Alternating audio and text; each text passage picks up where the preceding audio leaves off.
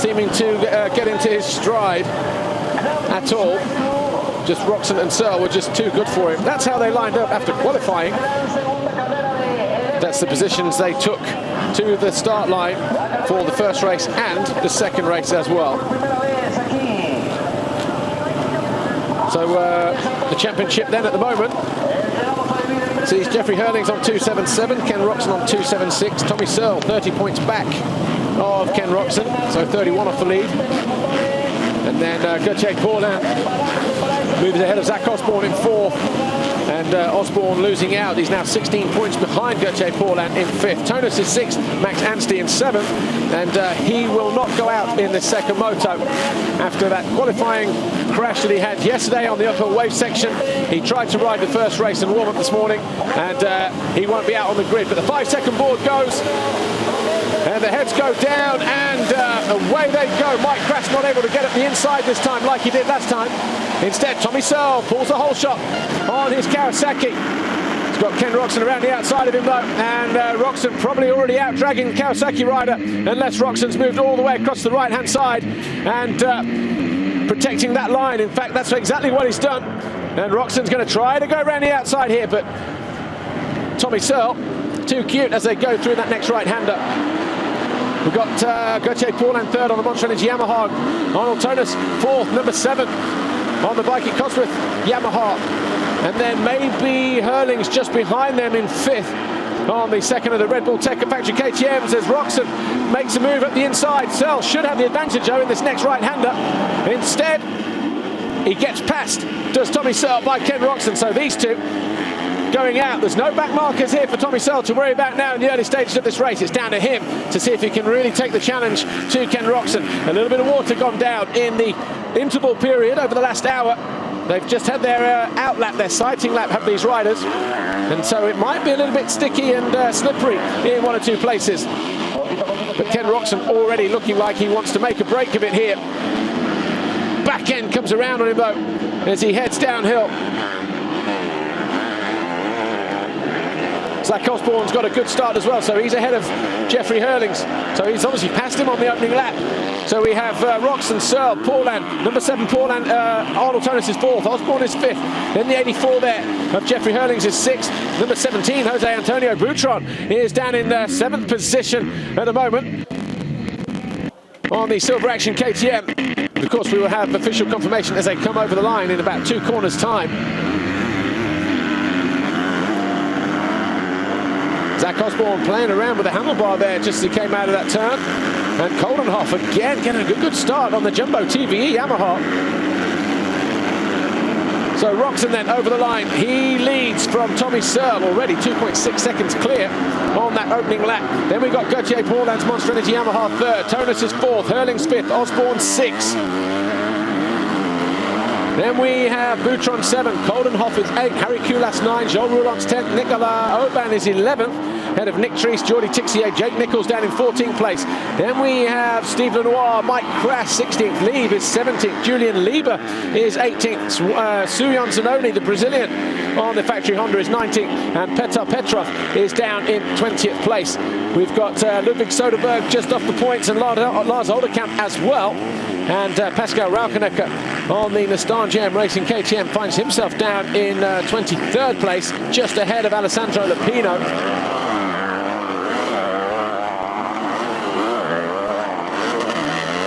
But Glenn Coldenhoff, number 25, in another good position here, inside the top 10 in 8th place. There's Arnold Tonus. Tonus finished 6th in the first race, started in 9th. Well, that's where he was when he first came round on the opening lap. But he's a little bit further up than that now in the early stages of this second moto. Herlings going after him though. He's still MX2 championship leader. Tommy Searle is 2nd. He's got Paulin all over the back of him, and they head over the Monster Energy finish line jump. That's the gap between Ken Roczen, number 94, our race leader, and Tommy Searle, number 100, now 3.9 seconds. And Roczen setting the fastest lap of the race with a 1:41.3. Of course, still early stages. We've only completed 2 laps. So conditions maybe just still a little bit tricky. As Tommy said in the interview, the post-race interview, 2 is better than... finishing second is better than finishing not at all, or finishing third, or... But obviously a 1 is better than a 2, so he's going to want to try and go after Roczen at some point in this race, who, in talking to 1 or 2 people after the first race, said that it looked like it was a different Roczen to what we saw the last few Grand Prix, where he wanted to go hell for leather on the opening lap just to make a statement. He seemed very controlled at the front of the field, and well, he managed to fend off the challenge from Tommy Searle in the closing stages of that first race.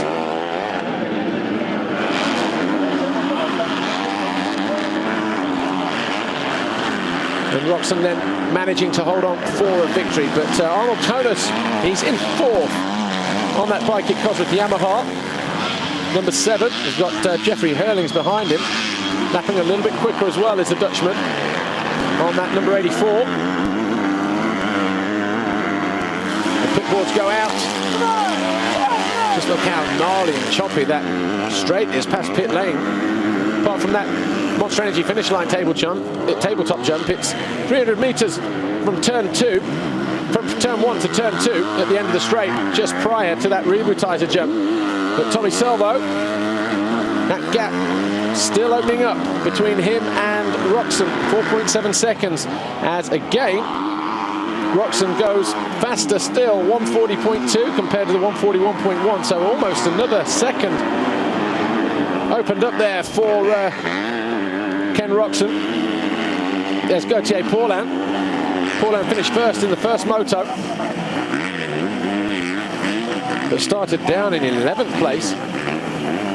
So again, he's prepared to take the challenge to Tommy Searle, I'm sure, as this race goes on. Arnold Tonus in a good position in 4th. Herlings, that's who we're looking at there, number 84, he's in 5th. Osborne still 6th, Boutron 7th, Koldenhoff 8th, Harry Koulas 9, Roulant's 10th, Oban 11th, Triest Nichols 13th. Tixier 14th, Steve Benoit is 15th, Michael Lieb moves up ahead of Mike Krass, who's moving down the order, and then we've got Zanoni, Rauschnecker and Lars Olderkamp, our final point scorer at the moment on the Scott Racing KTM. Spoke to Zach just before he went onto the start line for this second race. Made sure there were no problems when he had that collision with Nick Triest in moto number 1, which is eventually the reason why he pulled in. And he said just had a slight problem with the bike after that. He tried to continue for a few laps, but wasn't able to do so. And I'm sure he's more than aware that he lost a bunch of points in the process to Gauthier Paulin. Glenn Koldenhoff, though, number 225, number 25, just behind our onboard cam. Well, we've got 2 onboard cams, and they're actually wheel to wheel. We've got Tony Boutron there, number 17, and number 25, Glenn Koldenhoff. So both our onboard cameras in 7th and 8th position in the early stages of the second race. Of course, Boutron, the Spaniard, trying to do the best he can for the Spanish fans. It's been a while since the Spanish fans have had an MX2 rider to cheer for. But Boutron doing as best he can at the moment to ensure that that is exactly the case. They paid good money to be here this weekend, and he doesn't want to let them down.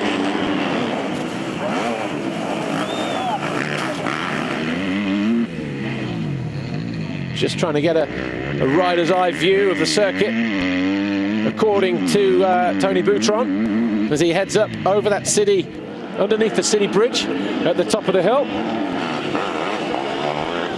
As we look at Zach Osborne trying to do what he can to close down the gap between him and Herlings, but Herlings already 6 seconds clear of him in 5th place. But we're going down to pit lane to speak to Dixon right now. I'm here with Steve Dixon with the bike at Cosworth World Yamaha. Zach had a crash in the first race. How's he doing now? Yeah, he's all right. He's running in 6th at the moment. Yeah, it was unfortunate he had 2 crashes. He was, he really wants to do well. We have a lot of people here from Wildwall, and Yeah, so he's going to try hard in this race and try and get up in the top 3. But we've got Arno doing well, so that's good as well. Thank you, Steve. Still riding with a slight wrist injury is Zach Osborne, but he won't use that as an excuse, particularly after he got on the podium last weekend in Portugal with a 3rd overall in the Grand Prix. But Ken Roczen, our race leader, 4.8 seconds clear of Tommy Searle at the moment.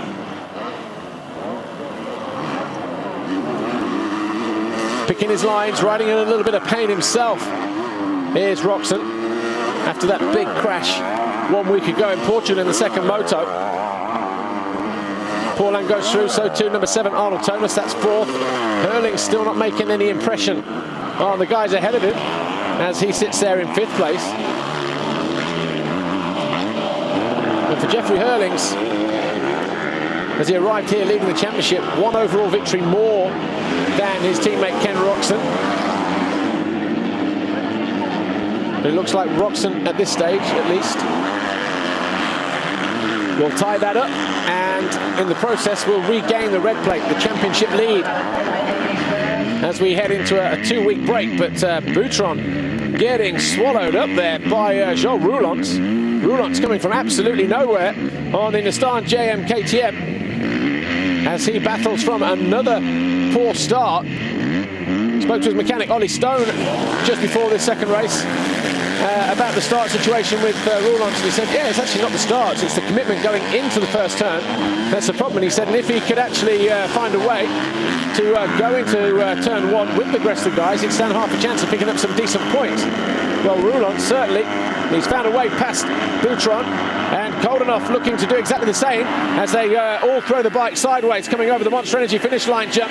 And Boutron trying his best to stay ahead of the youngster from the Netherlands. But the number 25 there you see now on that Jumbo TVE Yamaha machine notches himself up another position.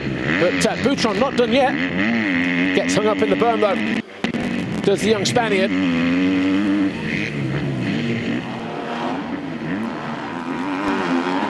So as it is at the moment, and Boutron losing out to Nicolas Aubin as well.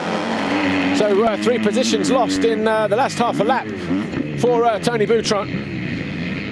So it's Roczen now from Searle. Gauthier Paulin is 3rd, Tonus is 4th, Herlings 5th, Osborne, Roulants, Koldenhoff, Aubin in 9th, and Boutron is 10th.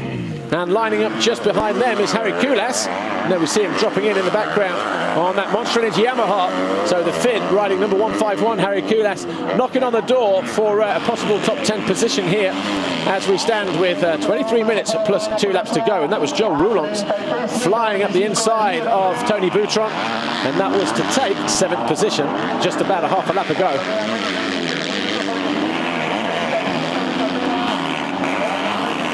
The Spanish fans hang over the fence, urging their man on. Tony Boutron, number 17, on the Silver Action KTM. The orange machine there at the head of his shot, but a little bit further up the field, Arnold Tonus on that white Bike at Cosworth Wild Wolf Yamaha, coming under pressure from number 84 on the Red Bull Tekka factory KTM. Jeffrey Herlings, who just gets a little bit out of shape, coming out of that left-hander.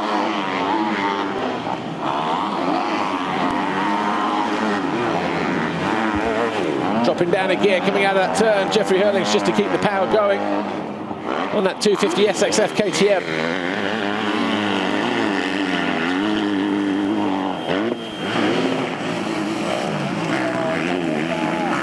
Maybe just not riding with his normal fluid style, Jeffrey Herlings, fighting the track a little bit.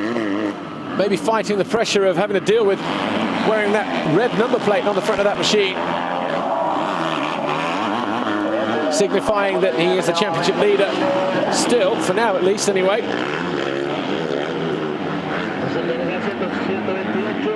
And still not able to do anything about Arnold Tonus just ahead of him. Gauthier Paulin though, meanwhile, he's still in 3rd place, and he's lost ground to Tommy Searle to the tune of around about 4 seconds. So Gauthier Paulin, I don't know if that was a mistake somewhere or whether it's just creeping out over time. but Tommy Searle himself is more than 5.5 seconds behind our race leader, Ken Roczen. Tonus is 4th, Jeffrey Herlings is still 5th, then we've got Zach Osborne, Joe Roulants.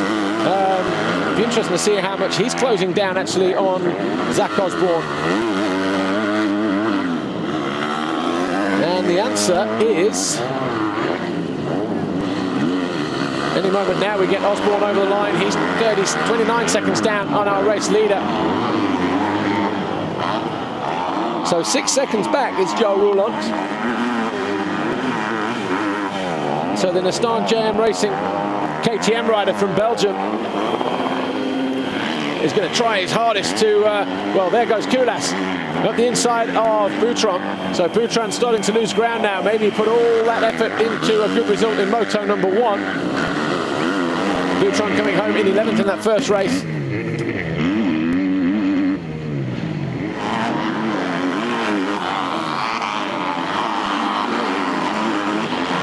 So Boutron then, how far has he got behind him to Jake Nichols? Well, about 7 seconds at the moment. So Jake Nichols on the HM Plant Red Bull KTM down in 12th place. In turn has about 3 seconds over Jordi Tixier. Steve Lenoir is just a few seconds further back, so too Michael Lieb on that Ritchie Racing Factory Husqvarna. Then we've got Lupino, Kraus, Zanoni, Triest, and Pascal Raukenecker now just hanging on to that last championship point in 20th place.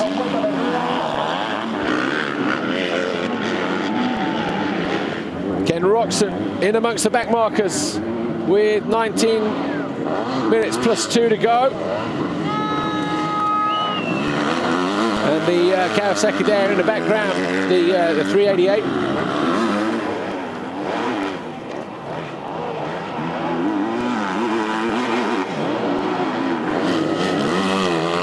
And that being Ludwig Soderberg, but Herlings has found a way around Arnold Tonus. So on lap 10 then, suddenly Jeffrey Herlings has woken up and decided to go after Arnold Tonus and has found a way through. He's found a chink in the armour on the Swiss Yamaha rider. So now Herlings will try to go after Gauthier Paulin, but there's about 7 seconds of difference there. Bottom of turn 4. Herlings dropped it round the outside through the left-hander. He was on the right side going into that next turn and over the jump. He hung the back end over that KTM in the process. Got maximum drive. The back end was working superbly through the bumps coming out of that turn. And Herlings then finds himself up into 4th position.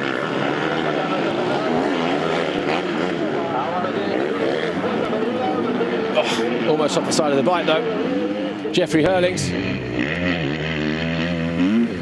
We're on board with Tony Boutron, and we're getting ready to go down and speak to the team. We're here in Silver Action KTM with Antonio Boutron's actual manager. Right now he's in 11th position, he was 7th. Do you think the pressure has got to him? Sì, probabilmente sì, perché è partito molto bene.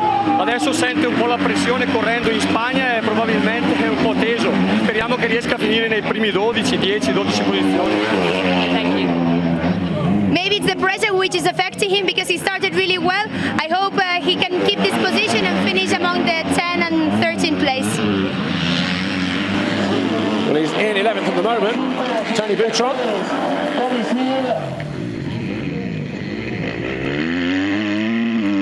And as we saw a moment ago, Harry Koulas found a way through and has already pulled a couple of seconds on him. Jake Nichols still around 5 or 6 seconds down, or he was about a lap ago, but Jake Nichols may have just closed in a little bit more. There's Joe Roulants in 7th, having a much better start, but he's got 9 seconds to make up to Zach Osborne with just over 16 minutes to go.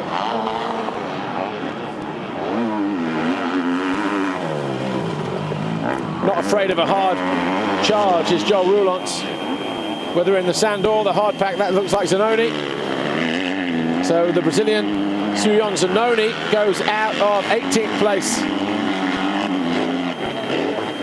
And Olderkamp goes through. So he'll lose points there, will Suyon Zanoni.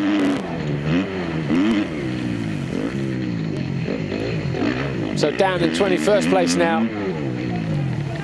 as we look at how stony and rugged and rough, choppy, rutted this circuit is at La Bañeza.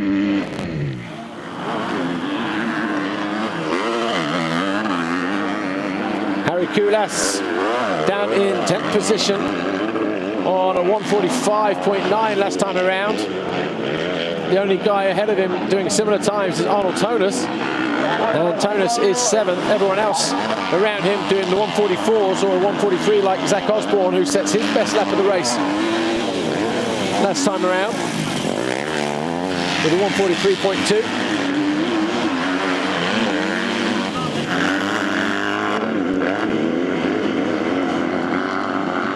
And Harry Koulas, I'm sure, will be looking forward to going to somewhere a little bit closer to home in a couple of weeks, which is when we head to Uddevalla in Sweden at the beginning of July.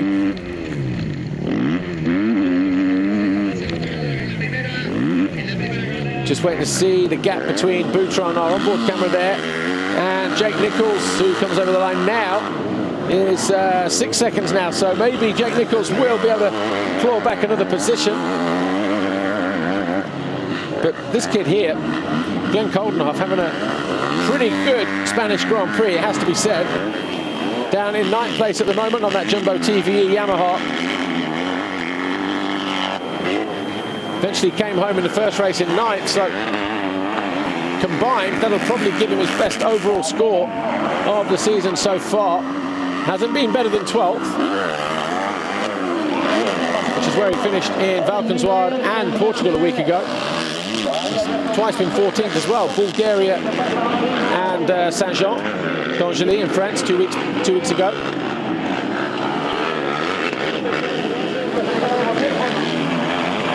But Nicolas Aubin, 131 on the HDI KTM, currently in 8th place.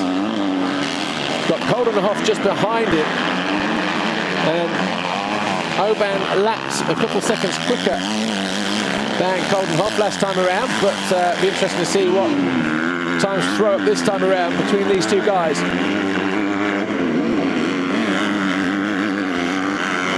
There is that Yamaha in the berm, coming out of turn 1 to start his way down that long straight up on the back wheel. Aubin comes over the line with a 1:44.2. Coldenhoff does a 1:46.2, so constantly quicker. Here's Nicolas Aubin. So Coldenhoff probably happy just to sit there in 9th position. He's got 6 seconds in hand over Harry Koulas, who on a similar lap time doesn't look like he's going to be closing that gap on Coldenhoff anytime soon. Jake Nichols is still there in 11th place, but he's now 8 seconds behind Koulas, having found a way past Tony Boutron. We're going down the pit lane. Good to Steve, who still has the enthusiasm. Just over 11 minutes plus 2 laps remain here in this second FIM MX2 Motocross Grand Prix race at the 7th round of the FIM Motocross World Championship at La Bañeza. Ken Roczen continues to lead, him and Tommy Searle first and second, matching lap times 1:42s apiece, but it's Ken Roczen who has a 9.6 second advantage over Tommy Searle on his Monster Energy Kawasaki. Gauthier Paulin's Yamaha is third, 3 seconds further back of Tommy Searle, and then we've got Jeffrey Herlings in 4th, Arnold Tonis 5th, Zach Osborne 6th, with Roulants, Aubin, Coldenhoff and Harry Koulas rounding out the top 10. So far it's been quite an uneventful MX2 second moto. Pretty much where everybody started, that's where they finished, although Joel Roulants will maybe have something to say to that as he's worked his way up from outside the top 10 or 12 to find himself in 7th position, 9 seconds off Zach Osborne in 6th. So the Nissan GM Racing KTM rider, Joel Roulants, will be looking to try and close down that 9-second deficit to Zach Osborne during the next 10 minutes plus 2 laps. That's Pascal Rauchnecker. He's being lapped. He's down in 18th place. The teammate to Joel Roulants, as we've got a good glimpse there of Tommy Searle working his way to the bottom end of the circuit, and he's got Gauthier Paulin closing in. It was 3 seconds last time around. It looks like it will be considerably closer at the end of this lap 15.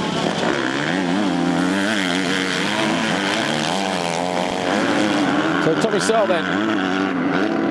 Has he made a couple of mistakes? Have the back markers not worked in his favour? Gauthier Paulin, is he the stronger rider in the second half of this moto? And really challenge Tommy Searle for that second place in the next 10 minutes or so. Well, Searle comes over the line with a lap time of 1:44.1. Paulin, 1:43.5. So there's your answer. Gauthier Paulin has the green Kawasaki well and truly in his sights. Then he's looking at going after 22 points, which is what would be on the table if he were to take second position. Remember, it's 25 points for a win, 22 for second, 20 for third. And Gauthier Paulin going after a couple more. Jeffrey Herlings on the Red Bull Tekka Factory KTM found a way past Arnold Toner's bike at Cosworth Wildwolf Yamaha a few laps ago, but has struggled to break free from the number 7 Swiss rider. And Toner's looking actually like he's going to have another go at Herlings in the remaining 10 minutes or so of this race.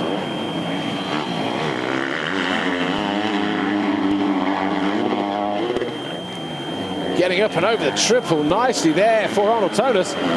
Not many MX2 guys doing that. In fact, all of the leading riders opting to double single over that jump at the top of the hill, as Paulin gets even closer to the rear wheel of Tommy Searle's Kawasaki. Mike Press was just being warned there that the leaders are coming through. Press down in 17th place, just a second or so behind Nick Treese, as Paulin's mechanic gets ready with the pit board.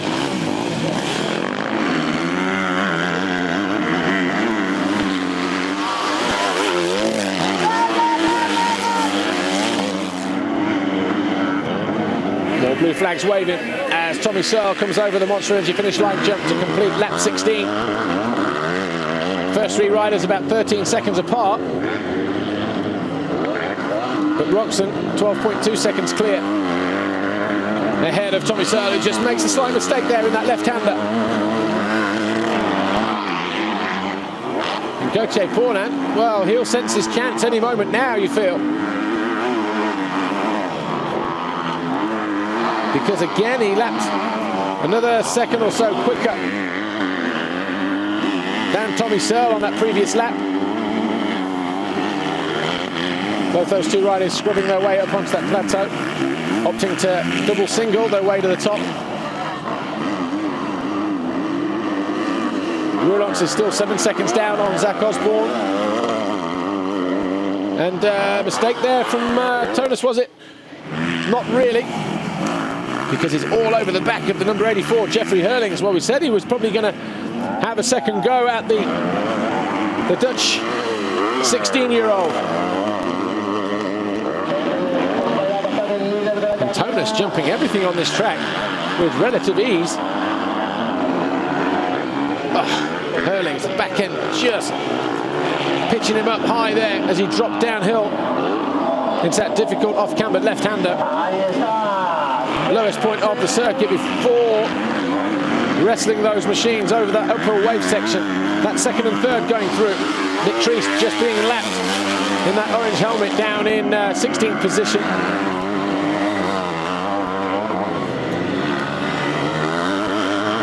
Tommy Searle looks to have regrouped.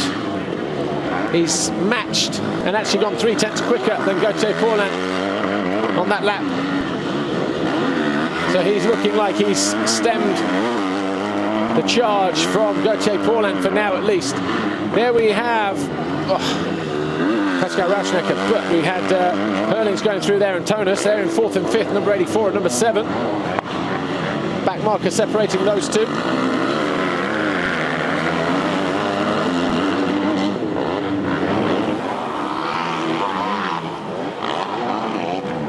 Herlings goes at the inside of Pascal Rauschnecker. Or is that, yeah.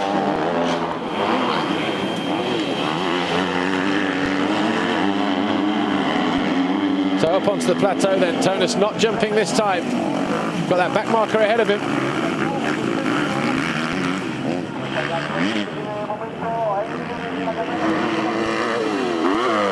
Listen to Herlings revving the engine on that KTM as he goes uphill. gets a bit of a spurt on. Yellow flags waving at the top of the hill in the background. That's for something just further round the corner.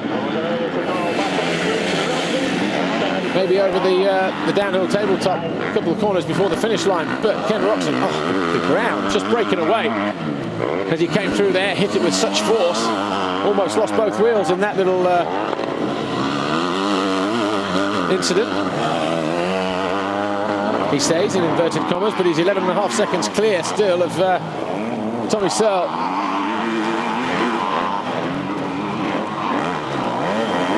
Nicely done through there, up on the pegs. Steered that KTM through those deep ruts.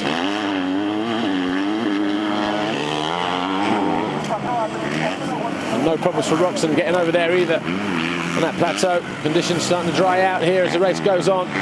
There's Paulin though. He's about 3 seconds, almost exactly down on Tommy Searle.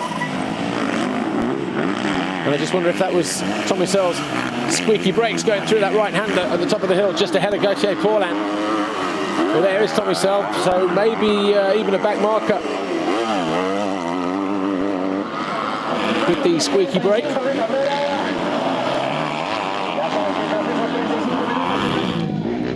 On board with Coldenhoff. And is that Oban ahead of him, or is that a back marker? That's Zanoni.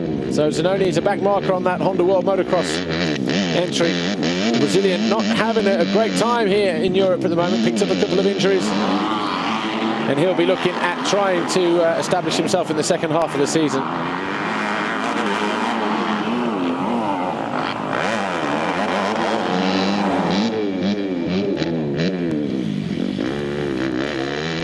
Interesting when we have these onboard cameras, how the bikes rev, what the riders, how the riders, ride them. It seems to be that these guys are riding them in quite low gears. That was Coldenhoff just dispatching of a back marker just a moment ago. Jake Nichols down in 11th. He's got a nice 9-second buffer between him and Jordi Tixier, the guy behind him. In terms of Harry Kulas though, he's around about 8 seconds or so down.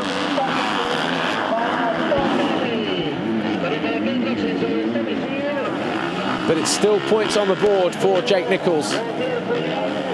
Came back in France after his injuries.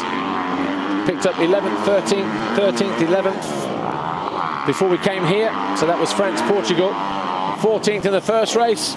He's going to be 11th in this second race. And that's 100% strike rate for Jake Nichols in his return to racing. There's Tonus up high over that step up again, closing in on Jeffrey Herlings with about 3 laps to go. But will the Swiss go after the Dutchman in the closing stages?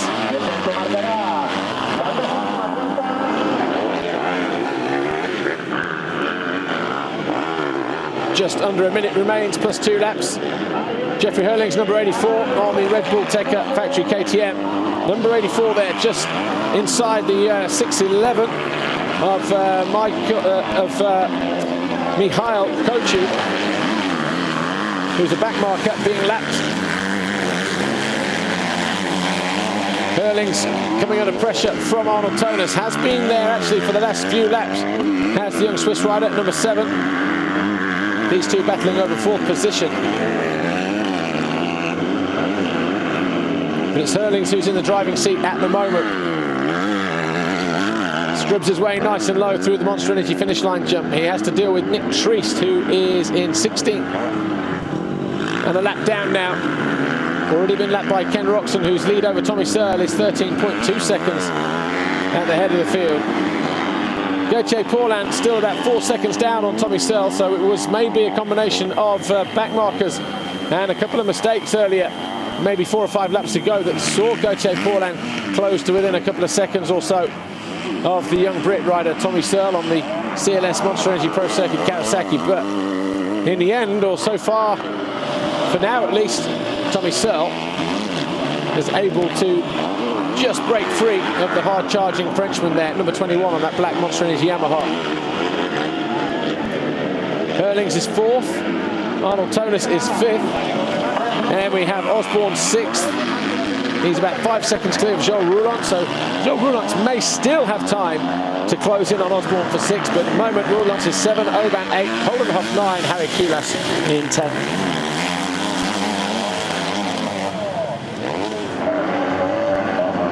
Michael Lieb, number 170, just being lapped there by Gauthier Paulin.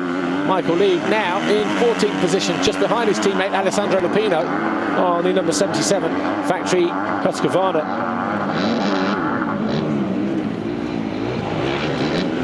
Dan Holdenhoff having a great ride in this second moto. He'll be more than pleased with his weekend's work, that's for sure.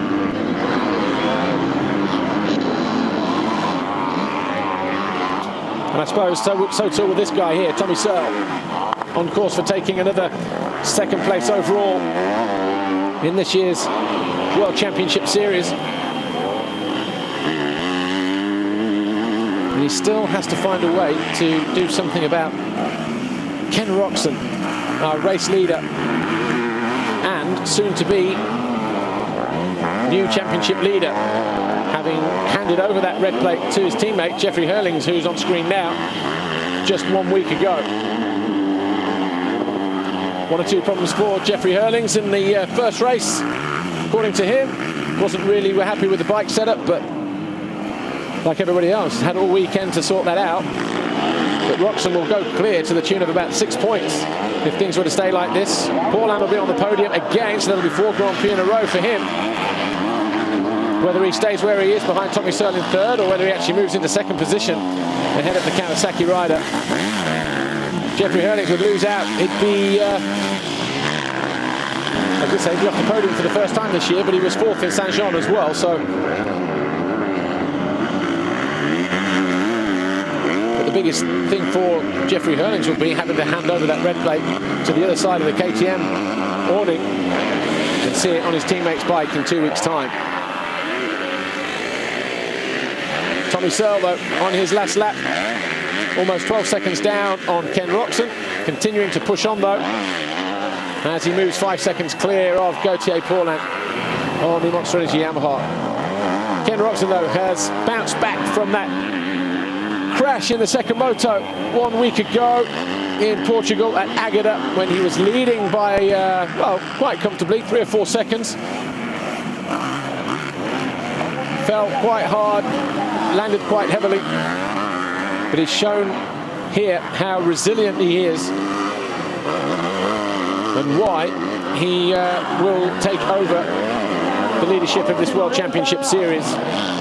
He's held the championship lead since round 1. He relinquished it at round 6 in Portugal. He looks set to regain all that he seemed to lose last weekend, with 2 stunning performances here. Very measured, very calculated. And apart from Tommy Searle closing in the last 10 minutes of moto number 1, hasn't really been challenged too much throughout the course of the weekend. Was quite comfortable in the heat race yesterday, that secured him the first choice going to the start line. He goes past pit lane for the final time today then, and Ken Roczen takes the Monster Energy finish line jump and wins the Spanish Grand Prix. He wins with 2 race victories and looks down, and suddenly the pain just flying through his body, just as it was a week ago. Big whip for Gauthier Paulin, lands a little bit heavy on the downside there. Maybe got overexcited by Tommy Searle's big whip. Here's our winner. La Baneza, Spain. Ken, how do you feel after those 2 motos? Well, I have to say I still feel really fit, but 3 laps before the end I made a mistake and jumped too far and hurt my back again, so I kind of struggled with that in the last 3 laps. We have the overall GP win. Congratulations. So a slight problem then for Ken Roczen in the closing stages of the race. But he has 2 weeks. You will just hear him there saying to Valentina, hurt my back again. And There in the back. yeah, we can hear him still actually. Let's listen in.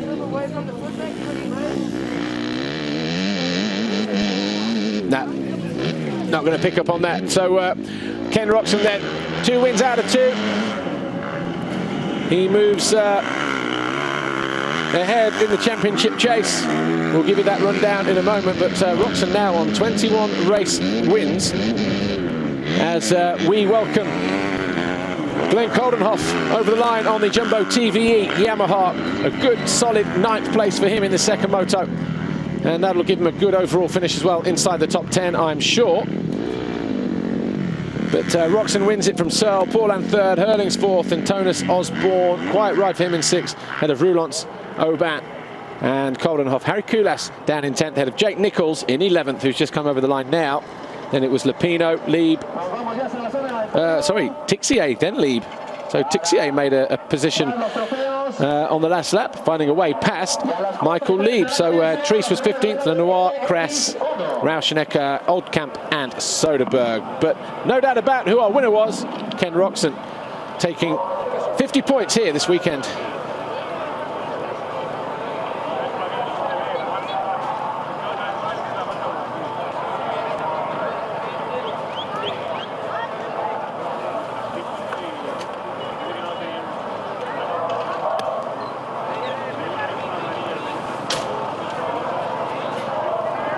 So official confirmation then of the result in this second race here at La Bañeza, the Spanish Grand Prix. Ken Roczen victorious quite comfortably, 10.5 seconds over Tommy Searle. Gauthier Paulin, a good steady ride for him in 3rd, ahead of Jeffrey Herlings, who will lose that championship lead this weekend. Arnold Tonus was 5th, Osborne 6th, Roulance and Aubin rounding out the top 8, with Glenn Coldenhoff, ride of the weekend probably for me this weekend, in 9th, and Harry Kulas 10th. Jake Nichols, good solid points in 11th.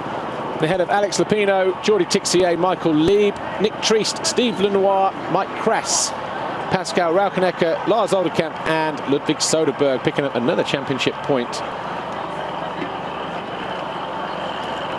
And the rest, Max Anstey didn't go out in that last race. Charlier didn't go out in the first 2 races at all. So hopefully we'll see those guys back somewhere near full fitness in 2 weeks' time, when we head to the Swedish Grand Prix at Uddevalla. Overall Grand Prix looks like this. 2 wins out of 2 here today. Can only mean one thing, 50 points maximum for Ken Roczen. He wins the German Grand Prix, the Spanish Grand Prix. Tommy Searle 2nd, Paulin 3rd, and Herlings just missing out in 4th. The same points in the end as Gauthier Paulin, but Tonus was 5th. As we look at the rest there, Tony Boutron, he'll be disappointed with just 10 points, 17th overall this weekend when that bike expired in the second half of this moto.